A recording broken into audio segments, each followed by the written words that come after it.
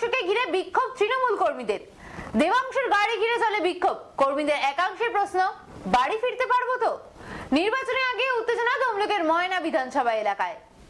নির্বাচনী প্রচারে বেরিয়ে বিক্ষোভের মুখে তরুণ নেতা দেবাংশু। প্রচারে বেরিয়ে লোকসভা নির্বাচনে তমলুকের তৃণমূল প্রার্থী পড়লেন কর্মীদের বিক্ষোভের মুখে।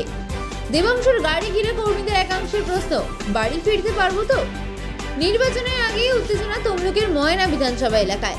বিজেপির বিরুদ্ধে উঠেছে তৃণমূলের দলীয় কার্যালয় ভাঙচুরের অভিযোগ উঠেছে তমলুকের ঘাসফুল শিবিরের প্রার্থী দেবাংশুর পোস্টার ছিঁড়ে ফেলার। তবে এদিন দেখা গেল উল্টো ছবি। তৃণমূলের কর্মীরা বিক্ষোভ দেখালেন দেবাংশুকে ঘিরে। আজ দেবাংশু তমলুকের ময়না বিধানসভা এলাকায় প্রচারে যান। তার পৌঁছানোর প্রাক্কালেই উত্তপ্ত ছিল ময়না। জিনা গ্রাম পঞ্চায়েতের একটি বুথে শাসক দলের পতাকা লাগানোকে কেন্দ্র করে বচসা বাঁধে ঘাসফুল শিবির ও পদ্ম শিবিরের। পরিস্থিতি এতটাই কঠিন হয়ে পড়ে যে পরিস্থিতি সামাল দিতে যেতে হয় পুলিশকে।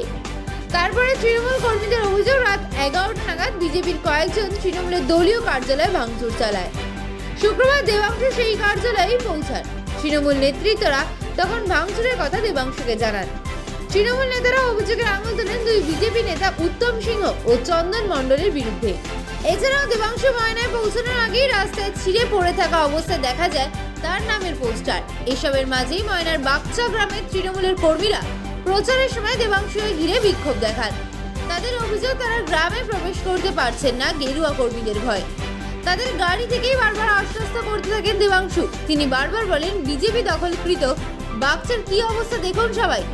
বিজেপি গণতন্ত্রকে হত্যা করছে। গত বিধানসভা নির্বাচনে এই কেন্দ্রে জয়ী হয় বিজেপি। তারপর থেকে বারবারই তৃণমূল বিজেপি দ্বন্দ্ব দেখা গেছে। বারবার দুই দল অভিযোগ তুলেছে একে অপরের বিরুদ্ধে।